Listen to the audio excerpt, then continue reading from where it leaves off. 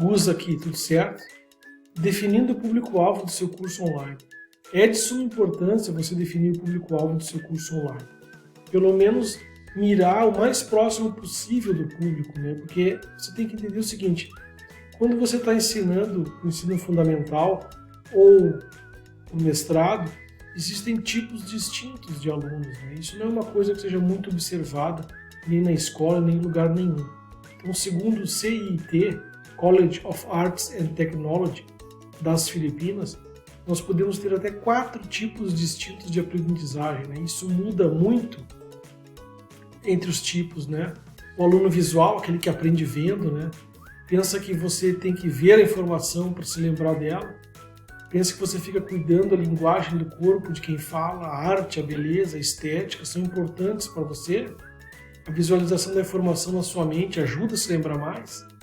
Então tem um aluno auditivo, né? Ele aprende tudo ouvindo, você prefere ouvir o livro ao invés de ler, prefere ouvir um texto ao ter que ler todo o texto, lendo em voz alta ajuda a lembrar melhor dos fatos. Você prefere ouvir uma gravação da sua aula, um podcast, ao invés de tomar notas durante a aula. Você cria músicas para ajudar a lembrar de informações. Isso era muito usado na minha escola, estou me lembrando de algumas coisas agora. O aluno que prefere a leitura escrita, né? Aprende através das palavras. Você acha que ler livros é uma excelente fonte de aprendizado? Você anota muito durante a leitura de livros? Esse sou eu. Você gosta de fazer listas, resumos e criar apresentações? Você prefere quando os professores utilizam apresentações ou impressos, né? E tem um aluno sinestésico, é aquele que aprende se movimentando. Você adora tarefas que envolvem manipulação de objetos, de materiais. É difícil para você ficar parado longos períodos de tempo. Você é bom em atividades como pintura, cozinhar, mecânica, esportes, trabalhos manuais. Eu não faço ideia de quem seja o meu público-alvo. Você já pode estar pensando nisso. Bom, já dá uma ideia de como você precisa trabalhar, né? Pelo menos agora no início. Então vai ser necessário respeitar todos os tipos de estilos de alunos, né? E isso pode ser até uma coisa boa, né? Então utilize todos os recursos visuais, gráficos, vídeos, ilustrações, animações, diagramas para reforçar o ensino.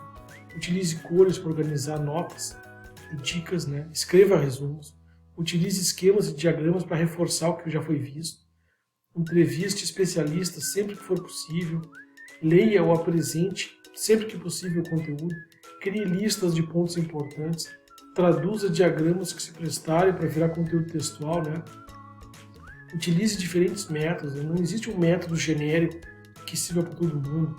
Isso vai como na sala de aula, né? Frustrar uma parte da sua audiência. Não é possível pressupor que tem uma linha de ensino só, vai servir para todos os seus alunos. Então eu preciso ficar em constante aperfeiçoamento até que você tenha uma ideia melhor de quem é a nossa audiência, né? Se ficar muito difícil definir o público-alvo, comece com as restrições, por exemplo. Esse curso não é para especialistas. Ou esse curso não é para quem tem este ou aquele outro conhecimento prévio. Sempre ajuda a vestir o calçado do outro que vai fazer, né? Estou realmente fazendo as perguntas certas? Que problema este curso vai resolver? O que o aluno vai encontrar ao fazer o curso? O que ele poderá fazer depois de realizar o curso? Pense no básico, né? Qual a idade do público-alvo? São homens, mulheres? Onde eles estão localizados, né? Qual o nível educacional deles? Quais são os seus objetivos com esse curso? Quais são os seus valores? Pense mais um pouco como o curso vai se encaixar na vida dos seus alunos. É para ajudar eles na escola? No aperfeiçoamento do seu trabalho atual? É para ganharem uma renda extra? Então entenda que é importante pensar nisso. Pode não estar 100% claro nesse momento, mas você tem que pensar nisso. O sucesso maior vai se dar se você tiver uma boa ideia do público que pretende atingir com o seu curso, né? E não existe mágica. Eventualmente a gente mira num público e acerta exatamente em outro. E o curso pode ter um andamento, pode continuar mesmo assim, mesmo que você não tenha claro isso realmente, né, que você está atingindo. Mas, como validar um curso online? Tem diversas alternativas. O ideal, claro, é validar um curso online antes de lançar o curso, antes de perder tempo criando o seu conteúdo, né? Mas como que eu faço isso? Porque a validação é importante? Sim, é muito importante, justamente para você não perder seu tempo valioso criando conteúdos que talvez não serão consumidos, né? Imagina construir tudo, criar todo o material, depois tentar comercializar um curso e não encontrar o público certo para fazer o seu curso. É bem ruim, né? Uma ideia que você vai resolver. Tem uma base de possíveis interessados que você já conhece, já trabalha, já trabalhou. Pesquisa, faça uma pesquisa, valide a sua ideia na escola, na sua aula, no seu grupo de afinidades, com seus amigos. Colete respostas e analise, identifique padrões, veja o que estão falando sobre a sua ideia, como isso se aplica na resolução do problema propriamente, né? Não faça algo muito extenso. Tenha uma ideia inicial, valide, faça uma pré-venda talvez. Isso ajuda a criar massa crítica. E é válido fazer a divulgação como se o curso já existisse. Isso dá uma ideia de quanto sucesso você poderá ter. Se tiver algum interesse aí, o pessoal estiver se interessando, então vou produzir o curso, né?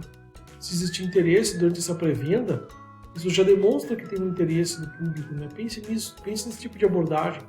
Pense em fazer campanhas por e-mail marketing, landing page do seu curso, anúncios no Google, no Facebook, página de contato adequada, materiais de apoio, imagens e PDFs do que ele vai contar no curso e por aí vai, ok?